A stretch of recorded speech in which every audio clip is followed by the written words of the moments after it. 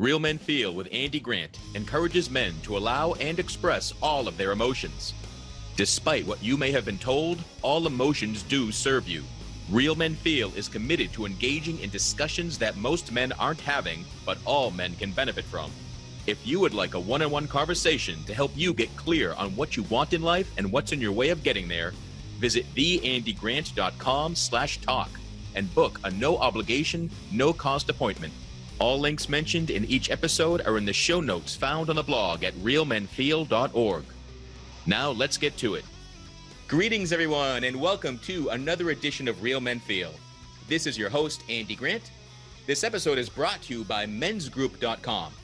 I know the power of men's groups, and by visiting mensgroup.com/RMF, that's RMF standing for Real Men Feel, you can experience that power yourself. You'll see a short message from me, and you'll have the opportunity to try a men's group for free. This is virtual, online. You can be part of it from anywhere. It's an amazing platform that engages you with other like-minded men. You might even find me in there, but it's a great resource. I invite you to check it out. Now, I am an author, a coach, a suicide loss survivor, which means that I have lost family members to suicide, and I am a suicide attempt survivor, which means I've tried to end my life. These are especially worrisome and isolating times that can increase anxiety, depression, and suicide attempts. I believe that silence kills men. So today's conversation is just one way to change that. There's going to be two men with lived experience discussing the pain and shame around suicide loss. So if you are having any thoughts of ending your life or harming yourself, please let someone know. Often the bravest thing you can do is ask for help. So for confidential support available 24/7 for everybody in the United States, you can call 1-800-273-TALK. That's 1-800-273-8255. You can also get support via text through the crisis text line. In the US and Canada, you can text HOME to 741-741. Again, that's 741-741. For other countries, please visit crisistextline.org. All right, so hopefully you're sticking with us. You're in a safe place. You're good to go. I'm very excited to have my guest today. He is a retired Pennsylvania State Trooper, author, and suicide prevention advocate. Glad to welcome Govan Martin. Hey, Andy, how you doing? It's great. Very good. Thank you for inviting me, and thank you for sharing those numbers, because we know that they save lives. And I'm so happy to be here today to talk about, how we can get through some of the worst things in our life that can happen to us. And like you, I am a loss survivor. So good. Again, thank you so much for having me aboard. Cool. Yeah. So I want to ask you what brings you to suicide prevention work? So it sounds like it was on your personal experience. Unfortunately, yeah. I call it the club that no one wants to belong to. I lost my brother Michael when he was 16 years old to suicide. And unfortunately, I came home one day from school and found him. So that was 40 years ago in January, and it's affected every day of my life going forward from there. So that's what brings me here today, to talk to you and to talk to everybody else who's listening, because we know that suicide impacts, and not just the people that have lost a loved one.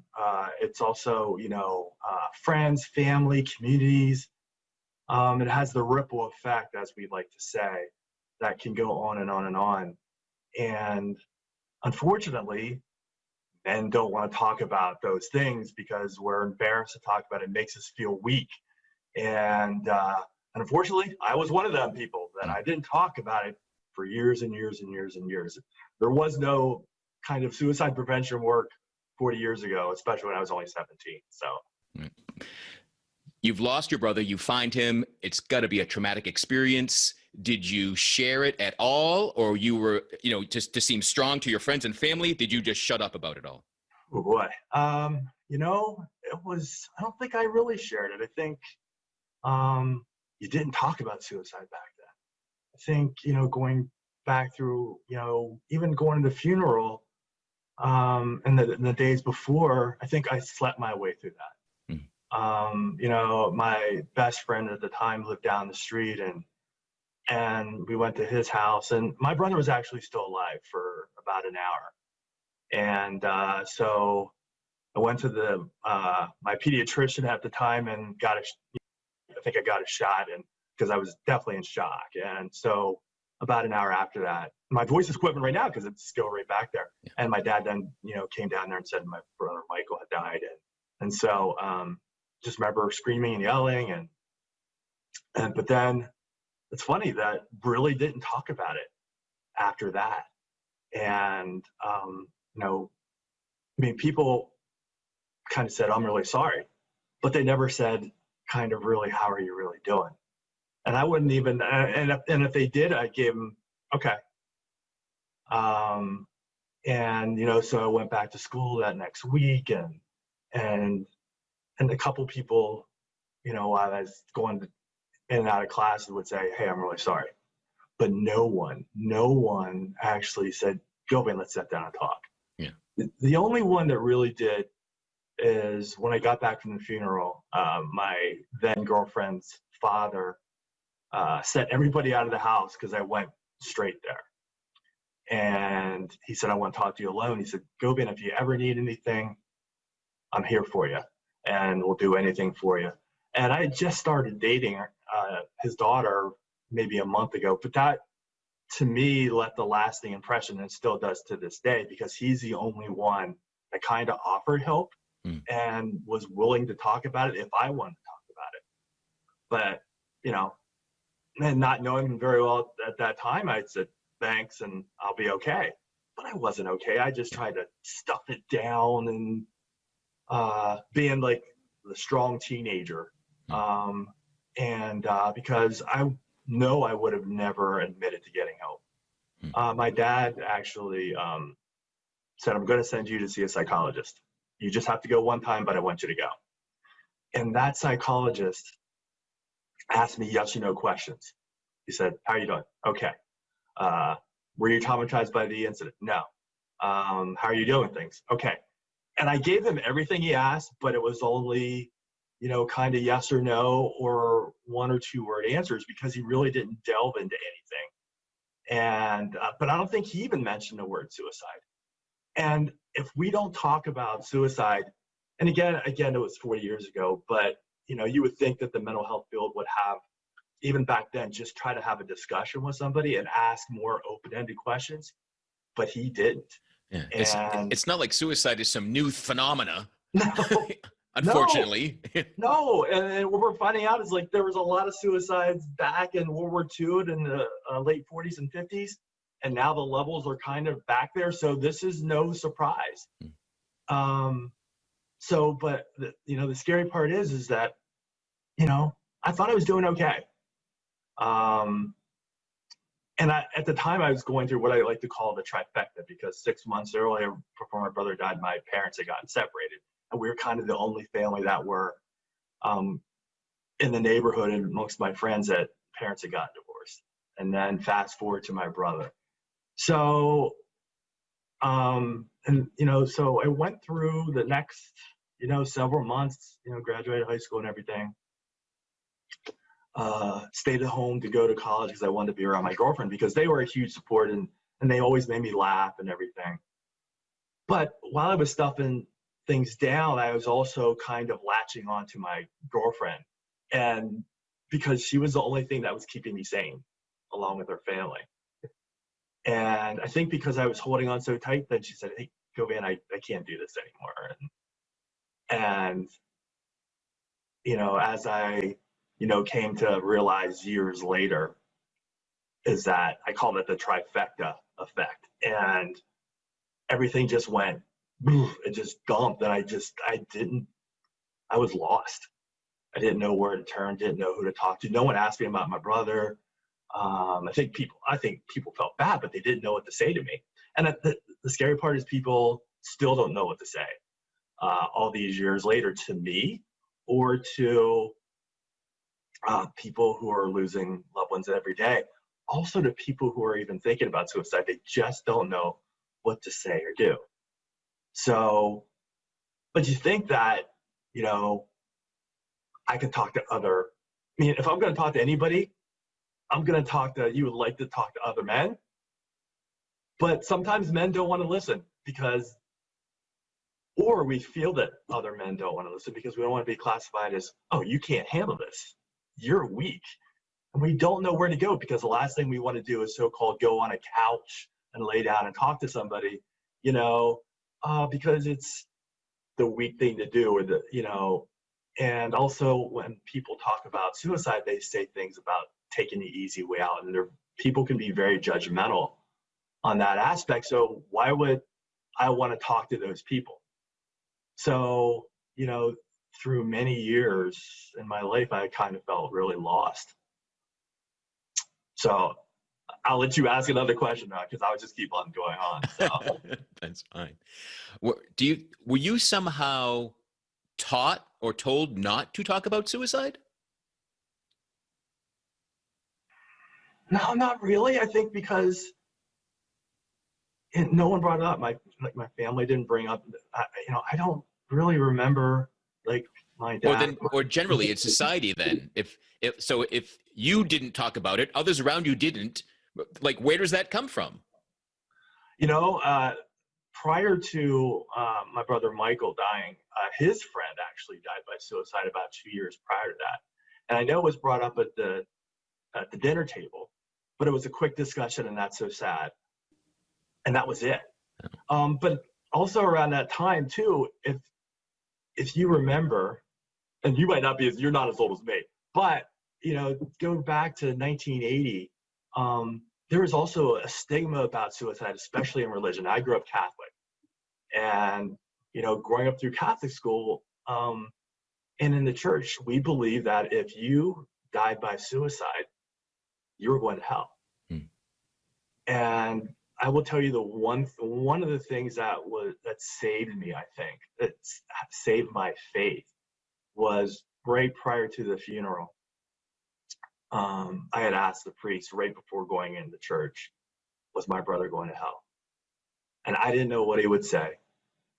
And it's still like, I go back right now to that feeling of the angst, the anxiety of asking that question.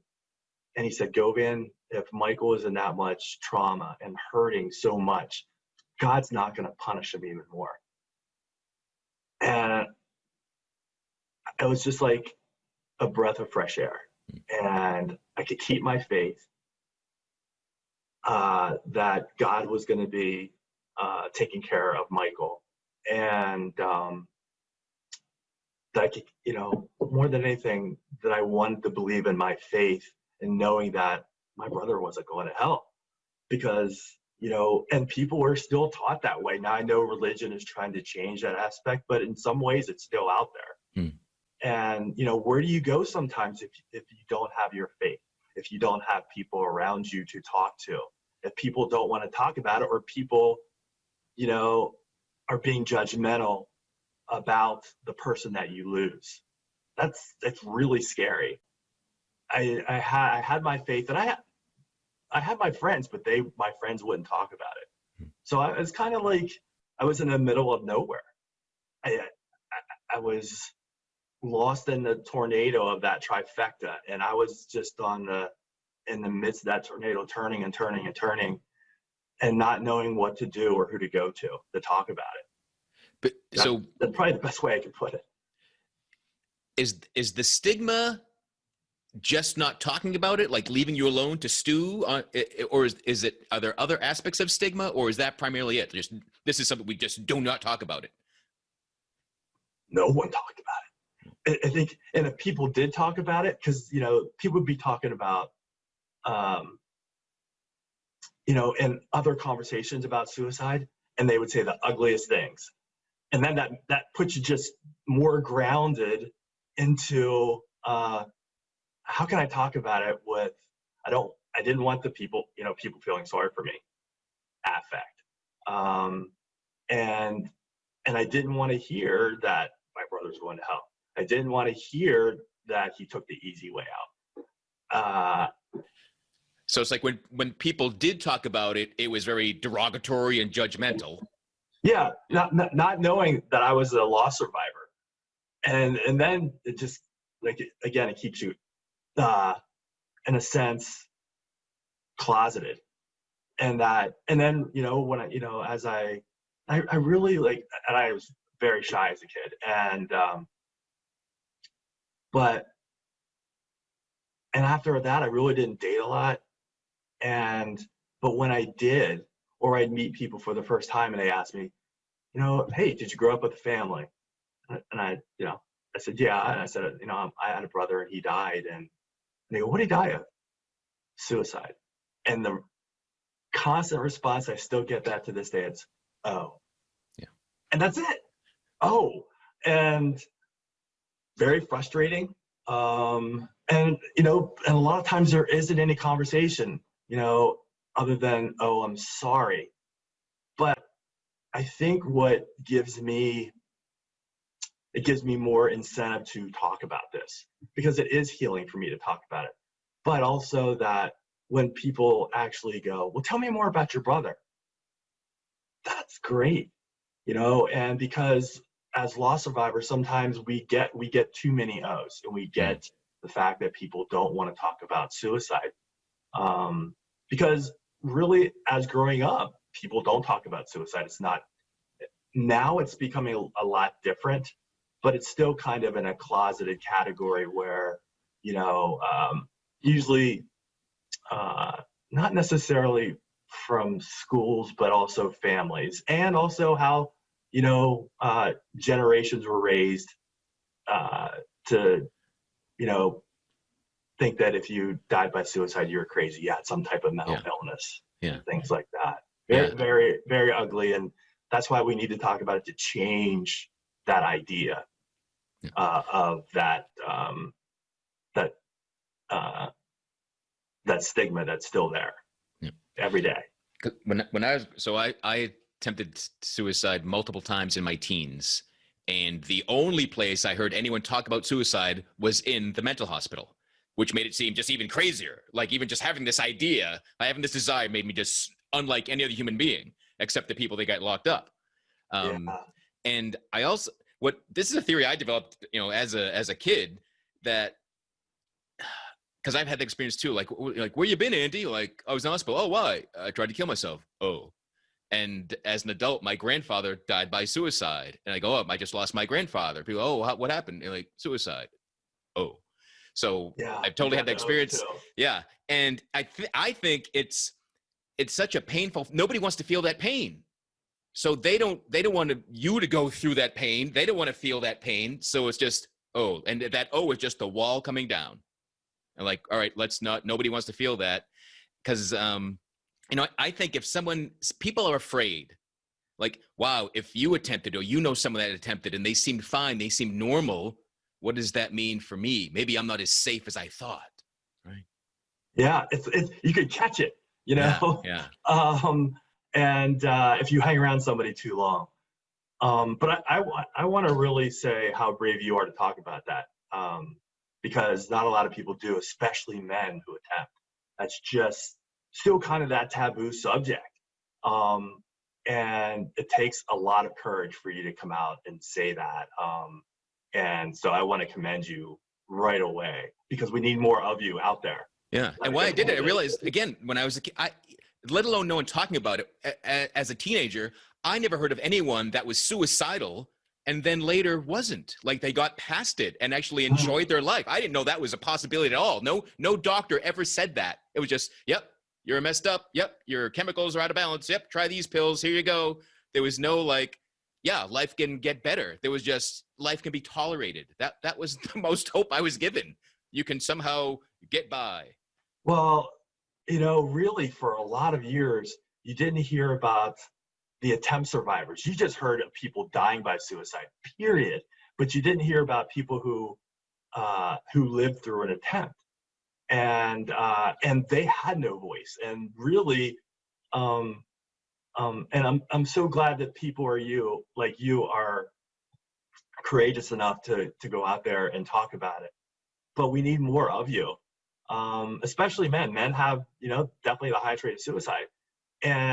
But I think we need other men supporting us and allowing us to talk about it.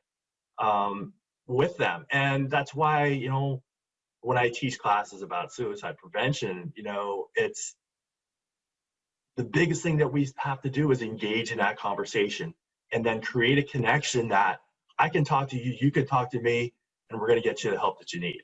And it's really that basic in a sense, and being non-judgmental, but it's a lot of work, especially, I think, because especially for in the mental health field or those who are vulnerable, we have a hard time trusting others because we see how the public reacts to the word suicide or even to mental illness.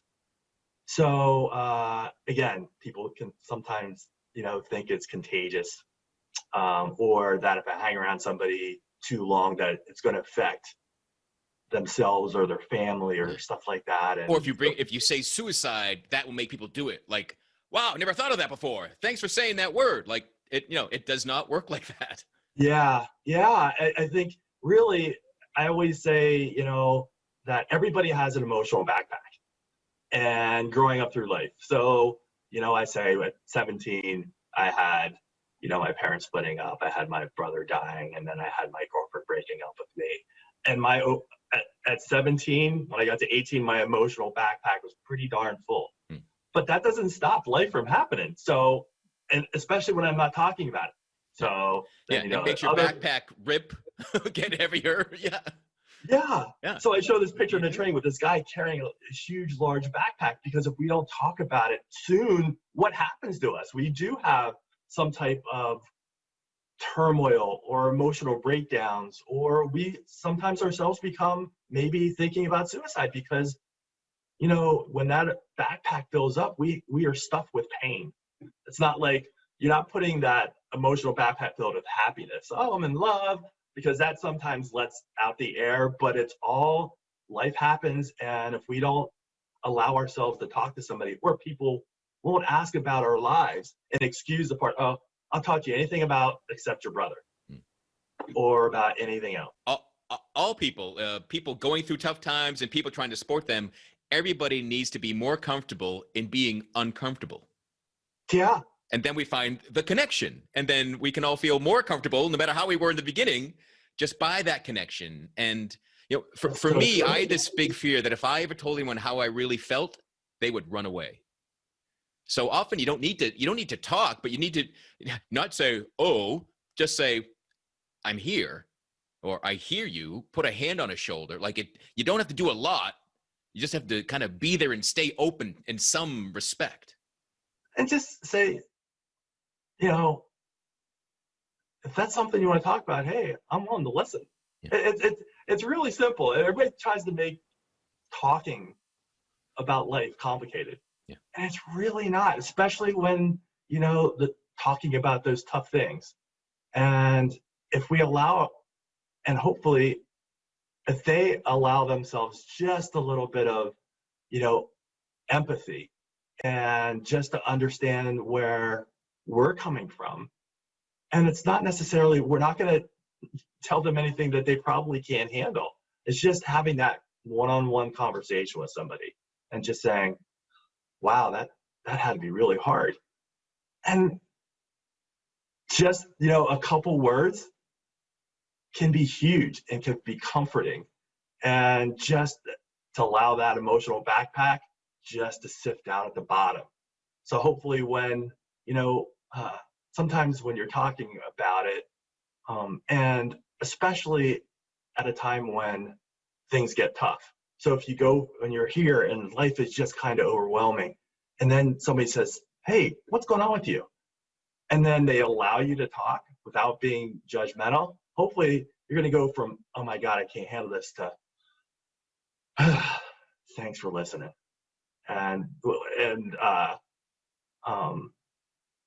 And listening can be hard,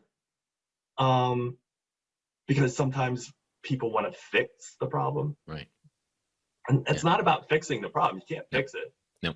But you can just be comforting and just go, wow, okay, so, but I'm here for you. No matter, you know, if they're your friend, I'm here for you. Even if they're not friends, it's always nice to meet new friends and have those people be open enough to tell you about what's going on with them. Yeah, sometimes it's easy for a stranger because there isn't any prior, there's no attachment, there's no connection already. Oh, so I can just help you feel your pain, and it doesn't, it doesn't change my outlook on you or myself. It's just like, wow, that again, just not and shut up with a blank look, like, that must have been hard, or I've had loss, but I can't imagine that, or share and just be vulnerable to someone, let them be vulnerable with you. Again, it's not that hard, but it's fear that stops people, right? Absolutely, a fear of being judged. Yeah, especially by other men, because especially like in the career that I got into in state police, you did not talk about going to incidents and and the things that you saw. So like one of my first big incidents was a suicide. About how to me it was, to somebody else it might have been something else, but to me, it put me right back in that place with my brother. And and it was about a year and a half out that happened. And boy, I had to I just remember kind of being in shock again and reliving some of the memories. Sure. But again, that was another piece that went in my emotional backpack that I didn't talk about. Right. That's the part. If we don't express, like, our emotions exist to be felt, not to be stuffed and packed away. So when something else, that's like, I think it's much more difficult for humans to be triggered if they don't have the backpack full of unexpressed emotions. Like, that's why you can be brought back to something that you never dealt with, because you never dealt with it. You're bringing that situation with you everywhere you go. So it's easy to be, tricked off, and I call it time travel. When you mentally and emotionally go back, wow, it's not a good thing. You're like unconsciously time traveling and re-traumatizing yourself and still not talking about it. So now you've got layer upon layer of unexpressed emotions and fear and worry. Yeah, it's a rough circle that we can only stop by, So how did you stop it? At some point, you must have talked. Yeah, well, I do want to bring up, I had a friend who died by suicide in the interim. So it was about 11 years after my brother died, and I was dating somebody. And when we first started dating, she said that she had attempted suicide years ago in high school. And I said, well, thanks for sharing. And we got along, but however, I think we dated for 6 months and it didn't work out. So, but we still remain friends and we still talk. And one night she called me up and she said that she was thinking about suicide. And boy, I didn't know how to handle that. I was 29, I think. And I'm sorry, I was 31. I was 31, and all I did was I talked to her for like 4 hours. And she was at her parents'. She moved back in with her parents because she was having some problems, and they put her on all kinds of types of medication. But she felt the best outlet for her was to talk to somebody, and she knew that we always communicated very well as far as being open enough to share our weaknesses with each other, especially talking about suicide. So, throughout it's like, she said she was seeing a mental health professional. She said she was on mental, medication. She said that, her parents were, supporting her in whatever way she needed. But, she just felt that she couldn't go on living anymore. And so I said, the last couple of words, are you okay? I mean, I was asking her that the whole time. She goes, yeah, I feel a lot better now, thanks. So the next morning, unfortunately, I get a call from her best friend that said that, that she had overdosed and died by suicide. And that just hit me like a ton of bricks, because I had blamed myself for my brother. And then now, and that on top of it, I blame me. It's like, well, I didn't know, what to do, where to go. So right in my emotional backpack. And it was scary, because then it just, so it was affecting a lot of my also relationships also too. So it got to a point to where I started to run the peer support program in the state police.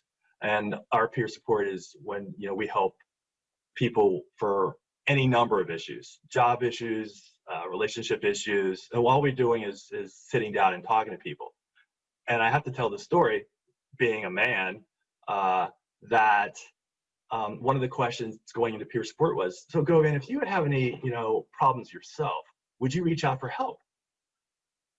Of course I would. That's what, you know, hey, I'm tough. I can handle it. I would reach out. But inside there's like, there's no way in hell I'm going to reach out for help.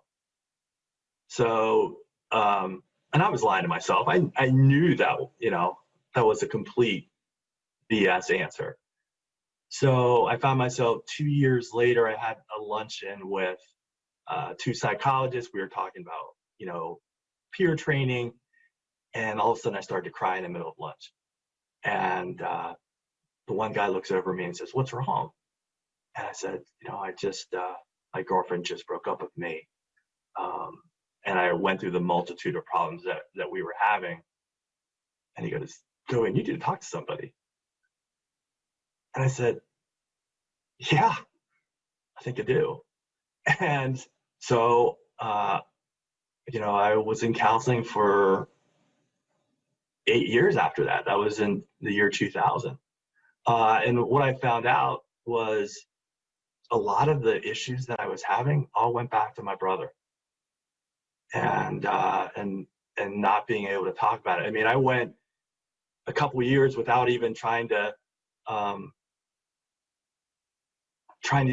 not talk about my brother, to talk about all the other issues surrounding everything else, the relationships and the job stress and everything like that. But it's funny how when we zeroed down, that it really came back to the guilt that I felt about my brother and about, you know, my past friend, and her name is Joanne. And yeah, it's still, you know, it's still there.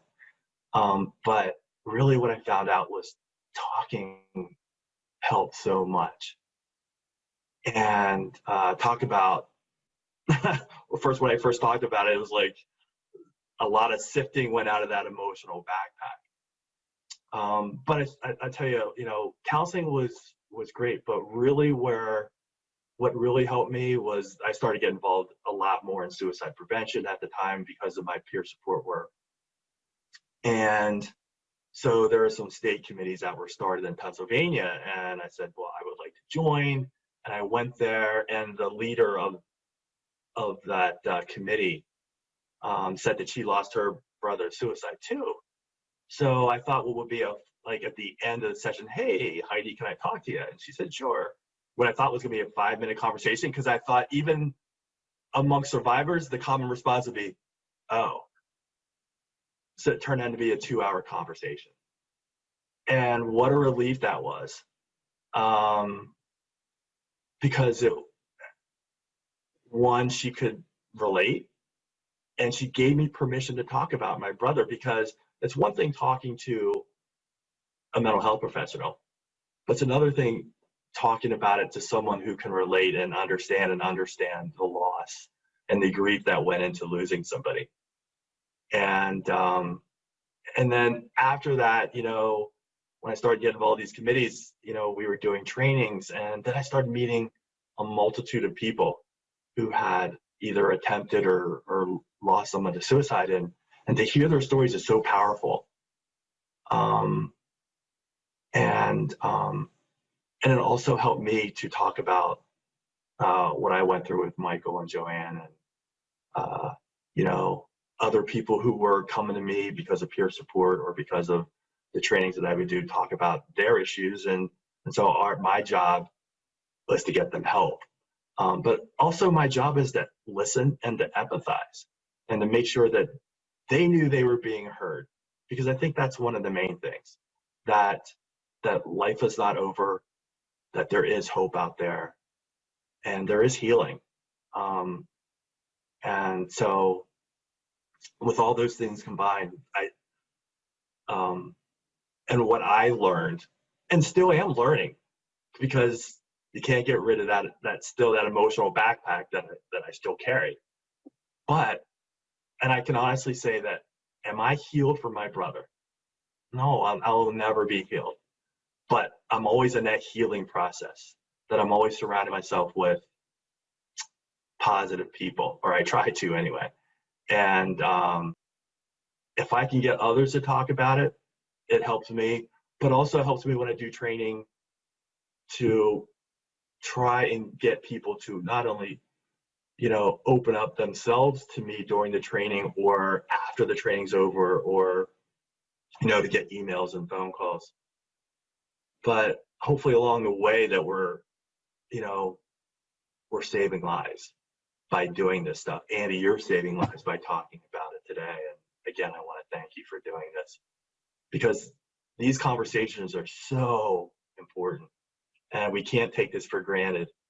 And unfortunately, men seem to have the most difficult time to talk, difficult times in talking about it. Because when you think about it, when we grow up, especially if we have the father figure all of a sudden leave our lives for whatever reason. Like if the father figure dies when they're young, what do we say to those kids? You're the man of the family now. That's a lot of responsibility. And we just take that in. And also, like when I grew up, and I think as a lot of families grew up, we don't talk about our problems to the outside world. And but what is good, and I know my dad changed his philosophy later on, but what we all find out is talking is good, and talking can be so cathartic. But we have to get to that place, but people like me and you have to get people to the table. We have to get people to be open up and talking about it, but also we have to train the mental health field also to listen, because still we have a lot of work to do with people shying away from the word suicide. And so we have to have all these conversations all the time. It just can't be, during Suicide Prevention Month. It has to be every month is Suicide Prevention Month. Every day is Suicide Prevention Day. Yep. That's exactly what I said that day. I hate this day. It shouldn't exist because it should be every day. There shouldn't be there's not a pro-suicide day. Why is there maybe a prevent it day? Yeah. So men are expected and pressured to not show emotions, to not share, to keep everything stoic and bottled up. Is that even stronger for police officers? Oh yeah.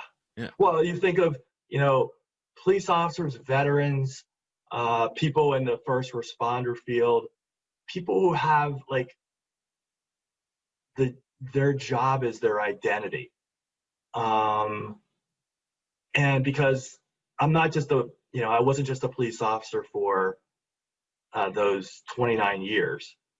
You were a police officer, or during, your 3 to 11 shift. You're a police officer 24/7 because, if my neighbor has a problem, they're going to come over and get you. If a friend of mine gets a ticket, they're going to call you. But through it all, it's like when I went through the academy, we were taught, okay, your only friends are in this room today or in this organization. And we don't talk about our problems outside of this organization.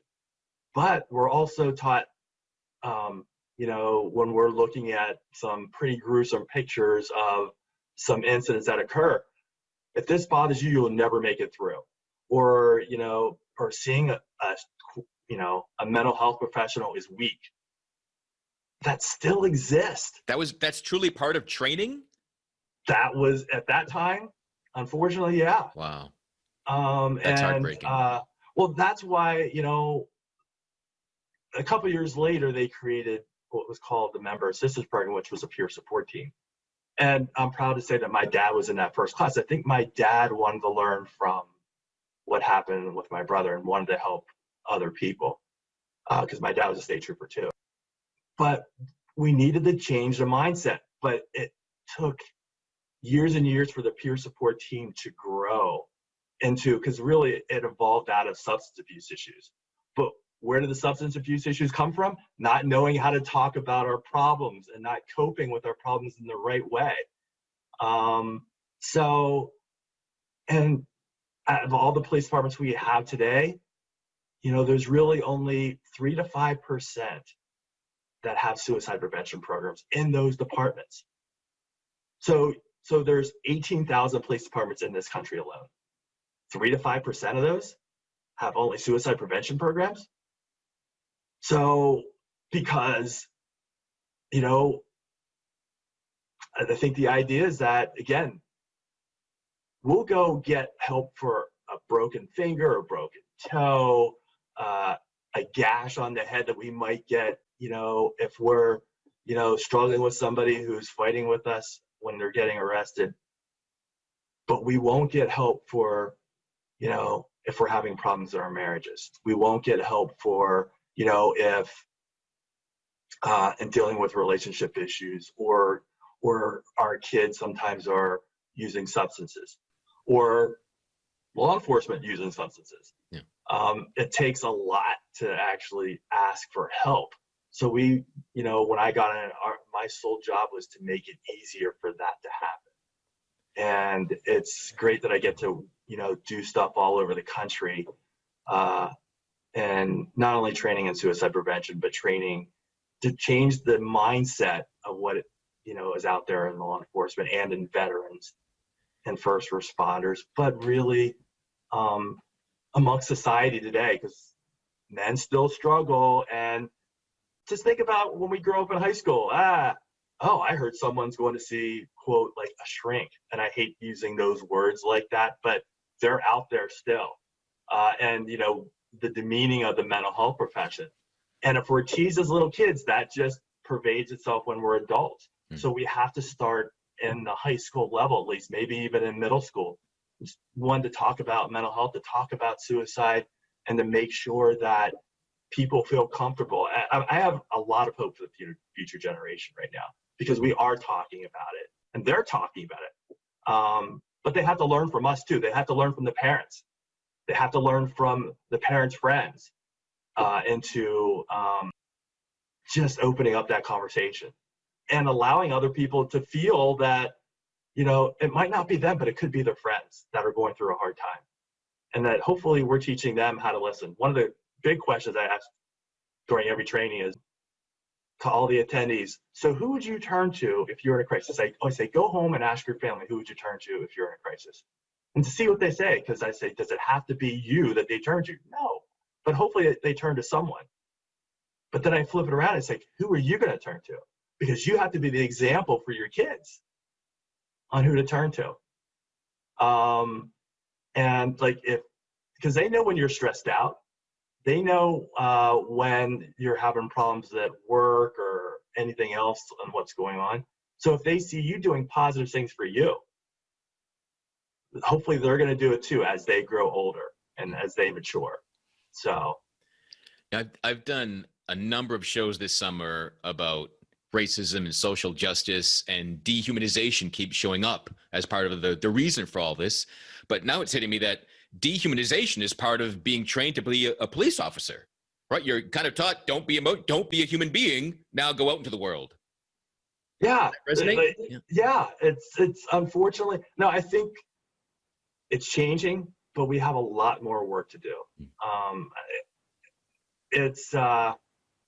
It's changing the culture is what we need to do. Right. We can't be Superman every day. Yeah. You can't be super, you might have a peak point during the day where you can truly be Superman, but then you got to exhale and realize, your kryptonite can be the emotions that you're refusing to acknowledge. Well, here's the sad part.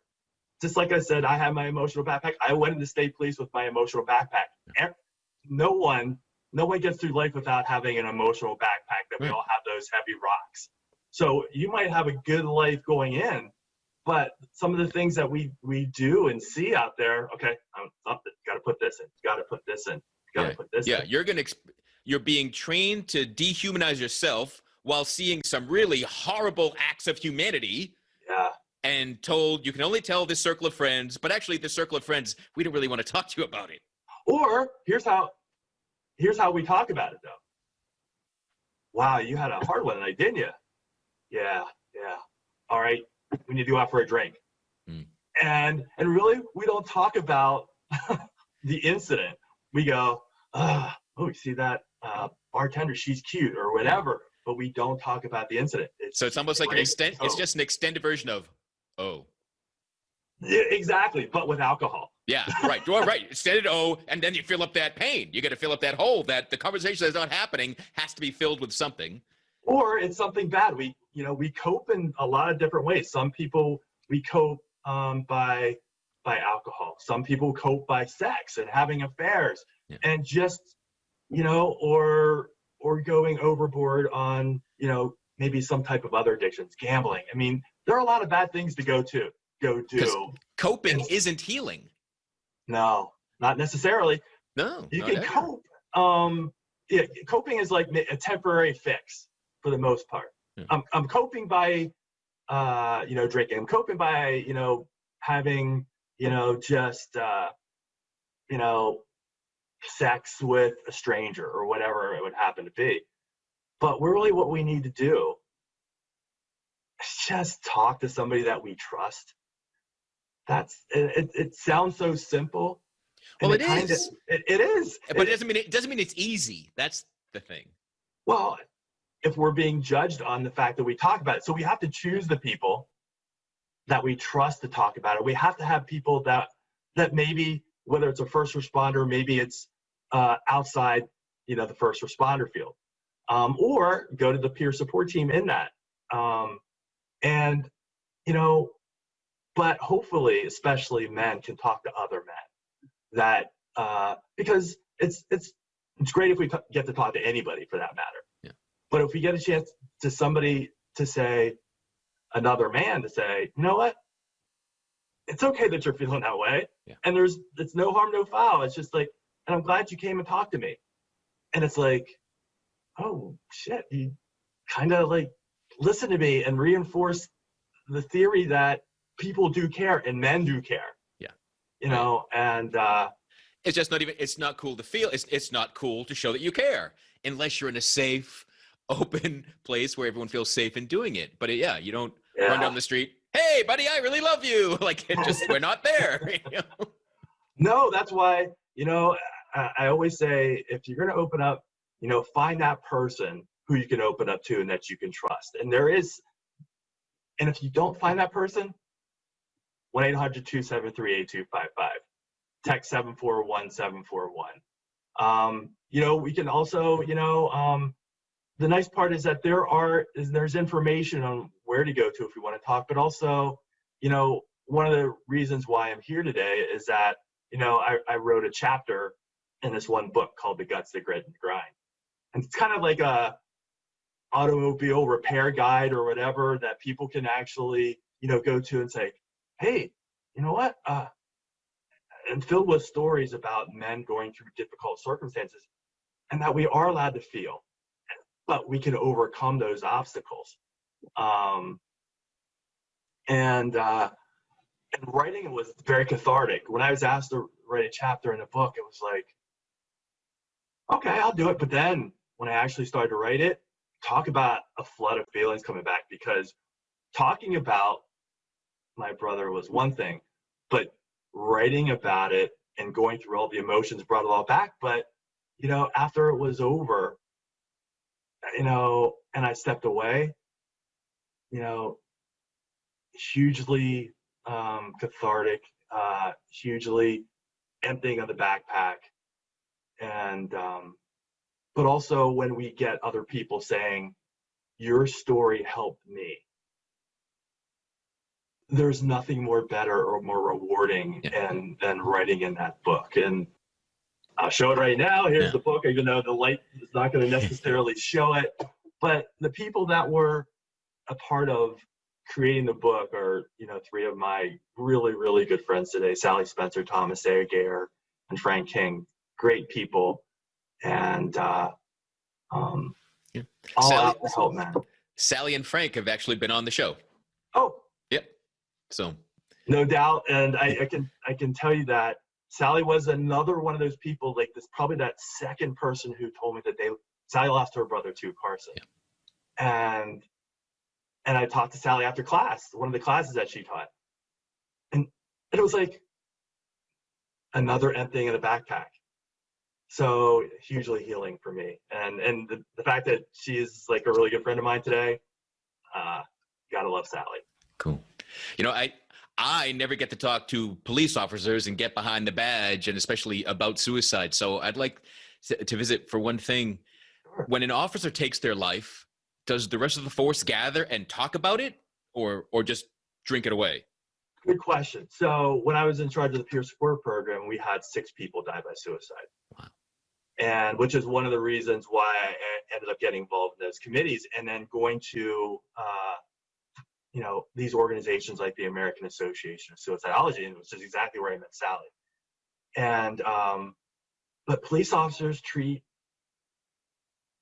suicide in many different facets. Give you an example. 2 suicides occurred within 6 months of each other. One was because they knew that person knew certain people in the upper echelon, actually was given almost like a line of duty death, which is huge with all the accoutrements, the ride of the horse, the 21 gun salute and everything.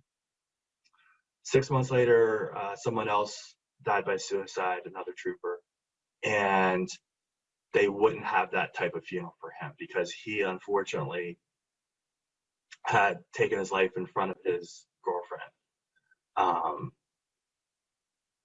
And I argued that that's wrong. You can't have 2 different type of funerals. And I was told, you better keep your mouth shut or you're not going to be doing what you're doing now. But some people talked about it, but most people did not. Some people blame the administration. Some people blame the person. And unfortunately for the families, they felt lost in the shuffle because they felt like, that state police family that they had left them, or had even in fact maybe kind of blamed them, because it had to be, people think it had to be something. It had to be, especially because, most police officers that I know of did not leave any type of notes. And and a lot of times people, whether they're law enforcement or not, need someone to blame. And a lot of times the families get blamed in the aftermath of a suicide. But also sometimes so do some of the people surrounding them. It's sad, it's tragic, and it's horrible. But I was telling somebody earlier today that a lot of those families and those spouse survivors I'm still friends with today. And it's such a gift that, I'll talk to them or text them on Facebook or give them a call just to see how they're doing. And, they're doing really well. But I think only because, our team reached out to those people and allowed them to talk about their trauma. But, we try to have everybody who knew those troopers talk about their stuff as well. But kind of what we did was we employed the critical incident stress management method, fusings into briefings. And we found in most of those that people didn't want to talk about it, which is kind of like,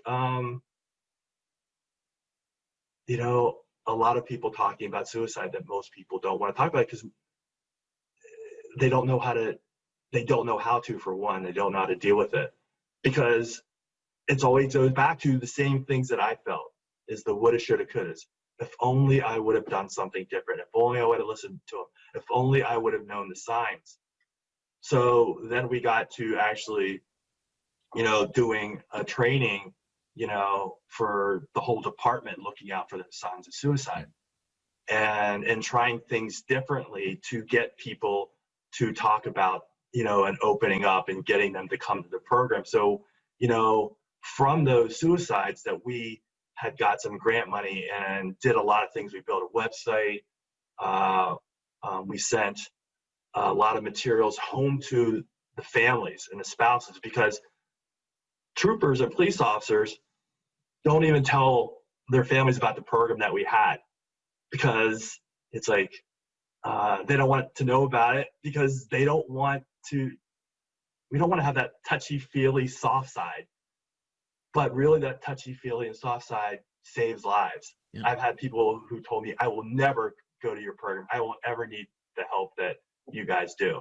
But then I've had them come in and sob and say, hey, I need help. And the one thing that, I will go to my grave with is that everybody who came to me for help, who had that suicidal ideation, they are still alive today. And I'll give you one quick story. So I had somebody who did not want to go. This person's friend called me up and said, who was another trooper, said, we need to get this person in treatment. They said that they were suicidal. And I said, well, you heard that, so you have to actually get that person in treatment. You're a mandated reporter. I said, I will meet you at the treatment center. Because if they don't get help, that they can lose their job, because we can then say, hey, this person told me that they're suicidal. And then you could go through an involuntary commitment. If you go through an involuntary commitment with law enforcement, you lose your ability to carry a gun. So this person met me at the treatment center, and they said, I hate you. I will never, ever talk to you again for the rest of my life. I can't believe you're doing this to me. And I said, I'm sorry that you feel this way. My sole job is to get you help that you need right now, and hopefully you can heal from what you're going through.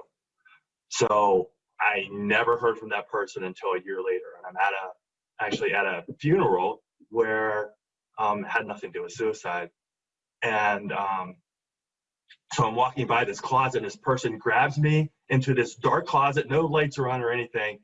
And then this person gives me the biggest hug and said, Govan, thank you so much. You saved my life.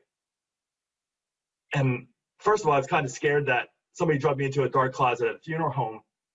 But, again, those are the kind of rewards that, you can never, ever forget, and which keeps me continuing to do the work that I do. Because there are so many people in need out there, and people don't reach out to get help because they're afraid to be judged, and they're afraid to open up, especially men. And if we don't change that dynamic and mindset, that this will continue, because we're seeing suicide rates rise and go up and up and up. Yeah, I mean, that's why the show's called Real Men Feel. And back to you talking about Superman. Like, no, Superman isn't just the guy that picks up the car. Superman is the guy that saves lives by getting people to open up and to talk. Yeah, well, I'm no Superman, but no, you gotta be. No, you can't. I'm not gonna allow you. You can't disown that. You can't. Yeah, you are. No, but so are you. Right, So I can own that. We are saving lives. I have no problem. I mean, it took me years. I mean, don't tell me I didn't start but no, I get it. Like, this is powerful. We've got to. If we can't own the power of talking and being open, like, that's the only way people are going to believe it and get it themselves, I think. I am right there with you. And we need more people like you, so part of what I'm doing right now, I'm starting a new nonprofit. I've been in several nonprofits over the years, but this is kind of going to be like something that is going to be very special, because a lot of special people. I want you to come to our first conference, and I want you to talk about everything that you do and what you've gone through in your life, because the power of the voice is so huge. And that sometimes we underestimate what we do, like, and as I do, but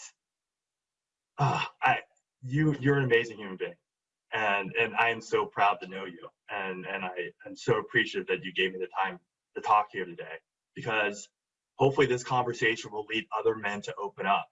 And there are resources of where to go, and we can overcome the things that we deal with every day.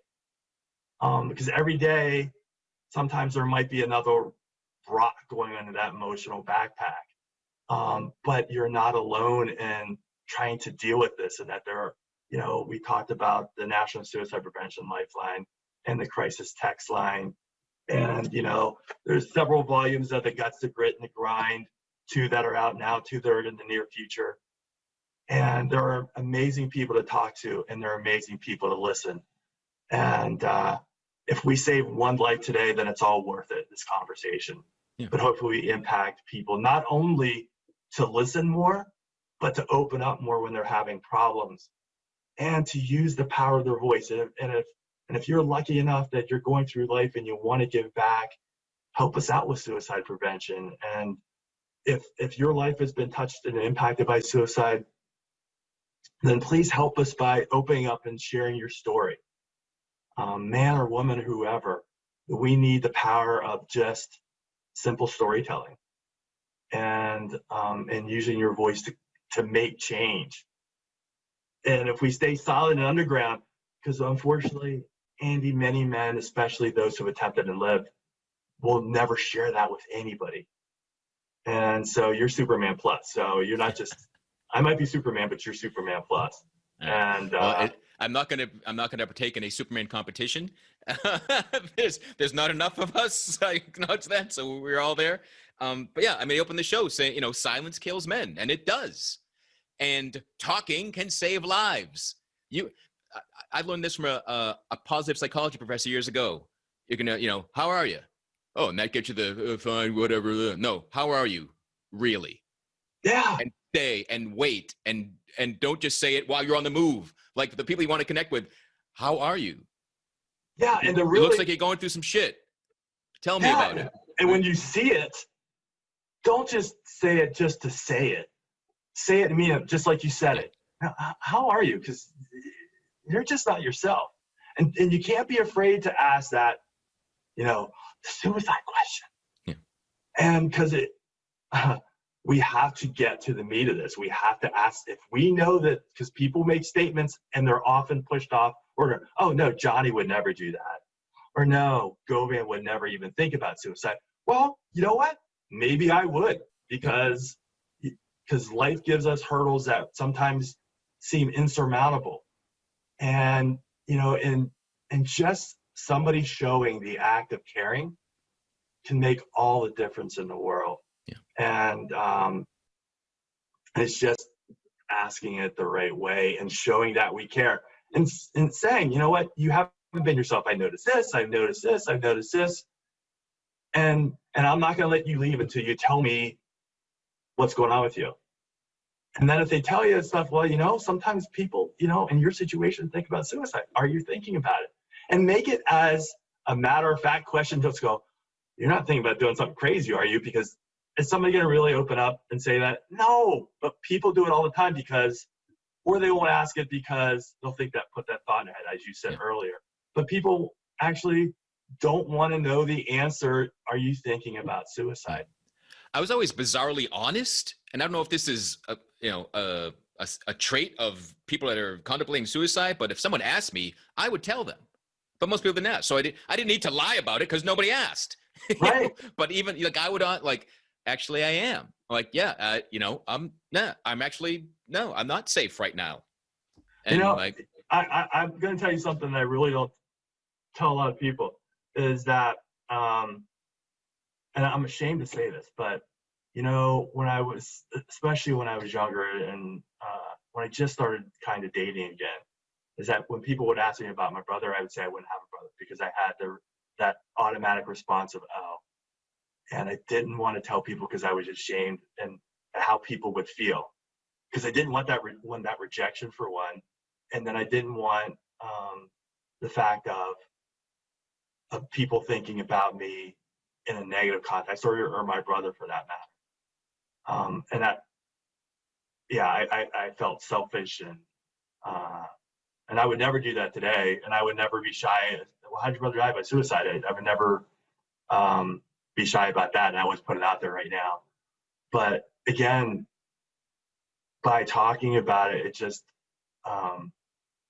when I first began to realize the power of trusting people and opening up, and you find out who in your life you can trust sometimes, and you find out who you can never trust again. But that's okay.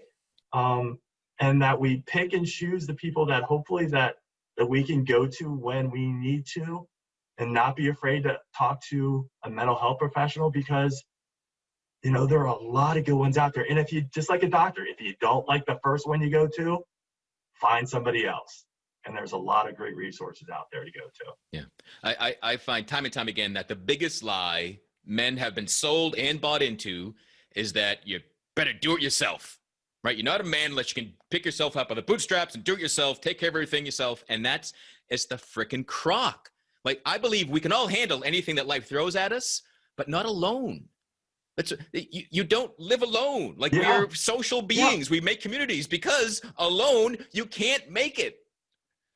And that's the way. That's what I just banging on that door over and over. Like, no, don't do it alone. No, that's not what a man means. No. Like, that's a lie. As I said, one of those healing pieces for me was my faith. But the other, I think, big piece. There's two other big pieces. Was my friends, the people that got me into the suicide prevention field, that allowed me to open up and let me share with them. Sally was one of them, and my friend Heidi, and but also, as I said earlier, remember when I told you about my girlfriend's dad? So after I broke up with my girlfriend, he continued to call me and proved to me that he was someone, if I wanted to, I never really did, but he's the only one who really asked me, so how are you doing? And just like you said it, in the aftermath, but at that time, 3 days later, I couldn't tell you how I was doing or tell him how I was doing. But he proved to me the faith of that he would always be there for me until the day he died a few years ago. He always proved that he truly loved me, and the fact that I dated his daughter for less than a year, but yet he made sure that I came over at least once or twice a year to dinner. He made sure that I got invited to his daughter's wedding to somebody else, and he allowed me to actually, when he got cancer, told me to come over and sit with him for a while. And it was really sad when he died, because a part of me died with him. But he was that important part of healing too. So we can't get through this life alone at all. And that while my faith is strong, I still need God because of my faith, he put the people in my life that I can turn to. And he put people like you on this earth that are helping many people every day. And on top of that, you're doing shows like this. So we all have our personal lives where we get to help people and talk to people. But hopefully by our professional lives, is that we're helping many more people heal, open up, and get the help that they need. Cool. Or just being a listening ear. Yeah. Govan, thank you so much for sharing your journey and for allowing your journey to put you in a place of service. I hope you get dragged into many more closets and hugged. Definitely need those closets. Just not a funeral home, but anywhere I can get a hug. Is there an ideal, is there a website, or are you on social media if people want to get in touch with you and learn more about what you're up to? Well, you can always go see Govan Anthony Martin on Facebook. And pretty soon, probably about 2 months from now, our organization is going to be called Suicide Prevention Alliance. So, if you go on my Facebook page, you should see it there in the next couple months. We're still in the process of trying to build a website and a logo and all that kind of good stuff. But I also just want to share real quick is that if you want to go get the Guts, the Grits, and the Grind book, is if you go on it's called the G3 website. If you go to gutsgritgrind.com, that's where you can go get it, and you'll find lots more information on it. There's also, if you go on YouTube and look up Guts, Grit, Grind, you can find some little blurbs about that on there too. Cool. So as I said, there's 2 books out now. I got them both here, and there'll be 2 more. So, but it's great stories about, men going through, their trials in life and overcoming them and healing from it. And I'm just lucky to be one of those, because to tell you the truth, I could have been that person if I didn't get the help that I needed. Sure. Very easily. I was just lucky enough to have some people in my life right at the right time. Yep. Yeah. Speak up, ask for help. You're not alone. Whatever you're going, especially now, the whole freaking world's going through the same shit. You can't lie to yourself that nobody gets this. Nobody knows what it's like. No, a lot of people know what you like. A lot of people can get through it and they can help you.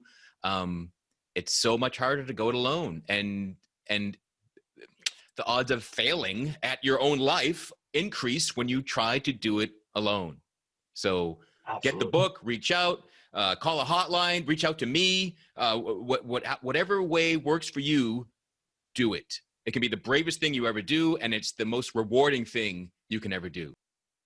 Thank you so much, Andy. You've been amazing. And like I said, I'm gonna try and cajole you to get to that first conference that hopefully I get to have next year. And, I'm in. No cajoling needed. And fly out to PA. Cool. I'm just in Massachusetts. It's easy. Okay. But yeah, so reach out, connect, don't go through your shit alone. There's no reason to. And, a common things that come up is the need for friends and friendship. And, I've recently put together a PDF of places that men can find like-minded men virtually and physically. So that's a free gift. Visit realmenfeel.org/gift. You get that download and you'll be on the newsletter list. So you never miss another episode. You'll know about great guests like Govan coming up months before I know about it. No, I guess that's not possible, but weeks before it's released, at least that's probably possible. So thanks, Govan. Thank you, everyone, for listening. Thank you for choosing to live. Your life matters. You can have a positive impact every day if you choose to. This episode was brought to you by mensgroup.com. Visit mensgroup.com/RMF, and you can try a men's group for free. It's virtual, it's online, you can join from anywhere, and give yourself a safe place to speak, to share, to grow, and to make a better life for you. You deserve it. Be good to yourself. Thank you for listening to Real Men Feel. Contact us at realmenfeel@gmail.com. Join the private Real Men Feel Facebook group at facebook.com/groups/realmenfeel. Learn more about author, coach, and healer Andy Grant at theandygrant.com. If you enjoyed this episode, it would help us greatly if you gave a review wherever you are listening right now. It takes less than a minute and helps other people discover Real Men Feel.